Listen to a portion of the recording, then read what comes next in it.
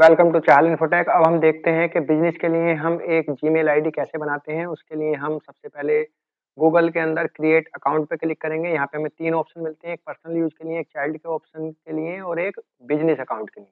अब ये हमसे नाम पूछेगा कि आपको क्या नाम सेलेक्ट करना है, किस नाम से आपको जीमेल आईडी चाहिए। तो हम यहाँ पे सिंपली अपने बिज़नेस का नाम एंटर कर देते हैं। उसके बाद में हम एक यूज़र अकाउंट सेलेक्ट करते हैं जिस नाम से हमें ये आईडी चाहिए। अब मैंने यहाँ पे अपने बिज़नेस का नाम एंटर किया तो इसने कहा ये अवेलेबल नहीं है, इसलिए मैंने यहाँ पे एक दूसरा जो गूगल ने मुझे सजेस्ट किया वो अकाउंट मैंने यहाँ पे सेलेक्ट कर लिया है। उसके बाद में मैं अब यहाँ पे एक पासवर्ड टाइप कर देता हूँ और उसको फिर मैं कन्फर्म कर देता हूँ। कन्फर्म करने के बाद में अब मैं क्लिक करता हूँ नेक्स्ट पर। नेक्स्ट पे क्लिक करने के बाद में अब ये मुझसे एक मोबाइल नंबर के थ्रू इसको वेरीफाई करने के लिए बोल रहा है। अब मुझे यहाँ पर अपने बिज़नेस का एक मोबाइल नंबर यहाँ पे एंटर करना पड़ेगा। जैसे ही मैं अपने बिज़नेस का मोबाइल नंबर यहाँ पे एंटर करता हूँ,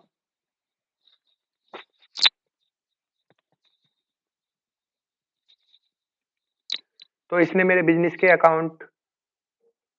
के मोबाइल नंबर पर अपना एक ओटीपी सेंड कर दिया है। मुझे वो ओटीपी यहाँ पे एंटर करना पड़ेगा और इसको एंटर करने के बाद में फिर मुझे वेरीफाई पर क्लिक करना पड़ेगा। जैसे ही मैं इसको वेरीफाई पे क्लिक करता हूँ तो ये आगे बढ़ जाता है। फिर ये मुझसे कुछ पर्सनल डिटेल और भरने के लिए कहता है, जैसे कि एक रिकवरी ईमेल एड्रेस।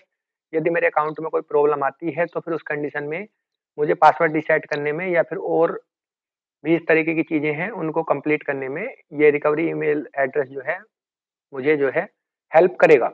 उसके बाद में ये पूछ रहा है कि आप अपनी डेट ऑफ बर्थ बताइए। तो मैंने यहाँ पर अपनी डेट ऑफ बर्थ जो है वो एंटर कर दी है।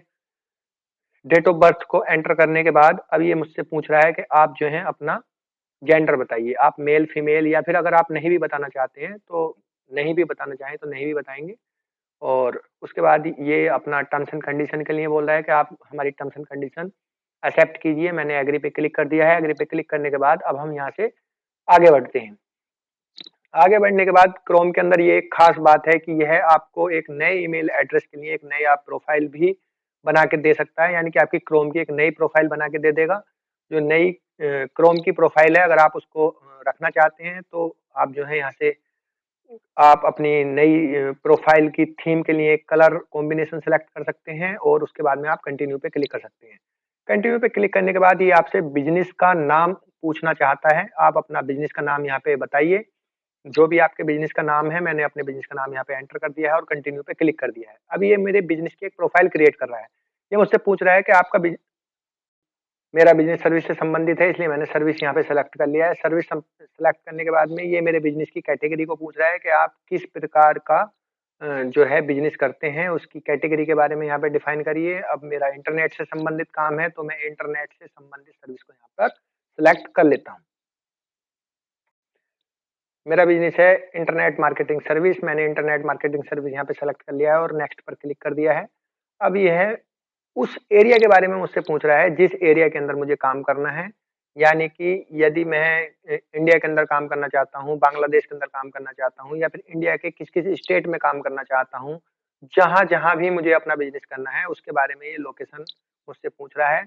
इंडिया और उत्तर प्रदेश, उत्तरांचल, उत्तराखंड या आपका हरियाणा, पंजाब, जहाँ भी आपका इंटरेस्ट है कार्य करने का, आप उसको यहाँ पे जो है प्रॉपर वन बाय वन करके ऐड कर सकते हैं और उसको जो है आप यहाँ पे अपडेट कर सकते हैं। बाद में भी आप अपनी प्रोफाइल सेक्शन के अंदर जाने के बाद यहाँ पे अपना एरिया जो है वो बाद में भी डिफाइन कर सकते हैं।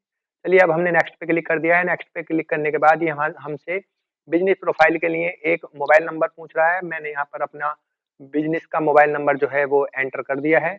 इसके नीचे की तरफ आपको एक और ऑप्शन मिलेगा वेबसाइट का, और ये ऑप्शनल है। यदि आप वेबसाइट यहाँ पे डालना चाहते हैं तो आप अपने बिजनेस की, यदि आपकी कोई वेबसाइट है तो आप उसका लिंक यहाँ पर डाल सकते हैं। यदि नहीं है तो आप इसको छोड़ भी सकते हैं। चलिए ठीक है, अब हम नेक्स्ट पे क्लिक कर देते हैं। अब जो मोबाइल नंबर हमने यहाँ पर दिया है उसको इसने रजिस्टर कर लिया है। अब ये पूछ रहा है कि क्या आप अपने बिजनेस को मैप पर दिखाना चाहते हैं? जी हाँ, बिल्कुल दिखाना चाहते हैं। इसलिए मैंने यहाँ पे कंटिन्यू ऑप्शन को सिलेक्ट कर लिया है और कंटिन्यू को सिलेक्ट करने के बाद अब हम आगे बढ़ जाते हैं। ठीक है, अब ये कहता है कि अब आप यहाँ पर अपना जो है मेलिंग एड्रेस जो है आप उसको, जो भी आपका मेलिंग एड्रेस है, आपका पिन कोड, स्टेट या वगैरह-वगैरह आप उसको यहाँ पे भर सकते हैं और नेक्स्ट पे क्लिक करते हैं। नेक्स्ट पे क्लिक करने के बाद में आपको यहाँ पे मिलेगा कि आप अपने मोबाइल नंबर को वेरिफाइड करिए। आप अपने मोबाइल नंबर को कॉल के थ्रू वेरिफाइड करना चाहते हैं या टेक्स्ट के थ्रू कॉल वेरीफाई कराना चाहते हैं, तो मैंने यहाँ पर टेक्स्ट सेलेक्ट किया है। टेक्स्ट सेलेक्ट करने के बाद इसने मुझे अपना एक ओटीपी सेंड कर दिया है। वो ओटीपी मुझे यहाँ पे डालना पड़ेगा और डालने के बाद में मुझे यहाँ पर उसके बाद फिर वेरीफाई पर क्लिक करना पड़ेगा। जैसे ही मैं यहाँ पर अपने मोबाइल पर प्राप्त होने वाले ओटीपी को डालूँगा और उसके बाद वेरीफाई पे क्लिक करूँगा, तो ये मुझे अगली इन्फॉर्मेशन दे देगा कि योर कोड वाज़ एक्सेप्टेड। और अब हम फिर से नेक्स्ट पे क्लिक करते हैं। नेक्स्ट पे क्लिक करने के बाद में आपकी जो सर्विसेज हैं, उन सर्विसेज के बारे में ये आपसे कुछ कन्फर्मेशन चाहता है कि आप किस-किस प्रकार की सर्विसेज जो हैं वो ऑफ़र करते हैं।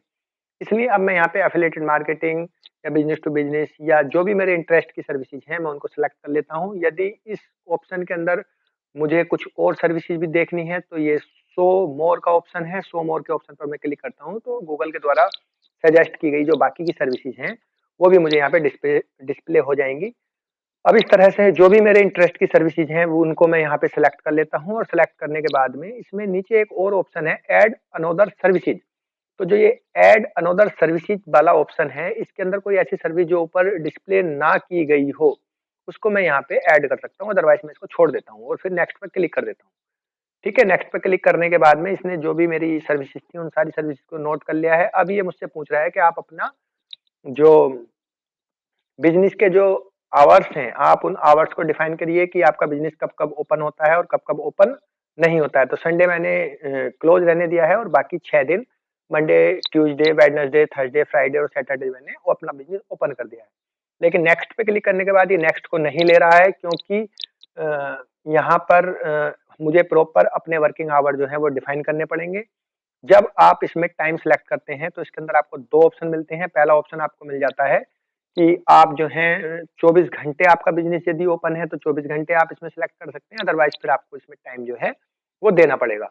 अब 24 घंटे मैं ना तो कॉल रिसीव कर सकता हूँ, ना ही मैं अपने बिज़नेस को ऑनलाइन रख सकता हूँ, इसलिए मैं जो भी मेरा ऑफ़िस टाइम है, मैं अपने ऑफ़िस टाइम को यहाँ पे मैन्युअली सेलेक्ट कर लेता हूँ। तो मंडे से लेकर के सैटरडे तक मुझे प्रॉपर ये जो है सेलेक्ट करना है और उसी के हिसाब से मैं अपनी प्रोफ़ाइल जो है वो क्रिएट कर रहा हूँ। आप अपने हिसाब से अपनी प्रोफ़ाइल क्रिएट कर,